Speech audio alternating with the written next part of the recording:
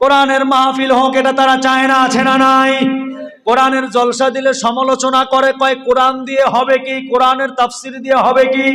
আবার দেখবেন এক শ্রেণীর যুবক রয়েছে, কোরআনের মাহফিল দেওয়ার কারণে সারাটা রাত ঘুমায় না, বক্তার সাথে যোগাযোগ করে, আয়োজক যারা কত কষ্ট করে, কমিটি মানুষের জন্য বসার ব্যবস্থা করে, প্যান্ডেলের ব্যবস্থা করে, মাইকওয়ালাদের সাথে কথা বলে, ডেকোরেটরওয়ালাদের সাথে কথা বলে, খাবারের ব্যবস্থা করে, কত কষ্ট তারা করে। সবকিছুই তো আল্লাহকে ভালোবেসে, কোরআনকে ভালোবেসে, কথা বলেন ঠিক কিনা?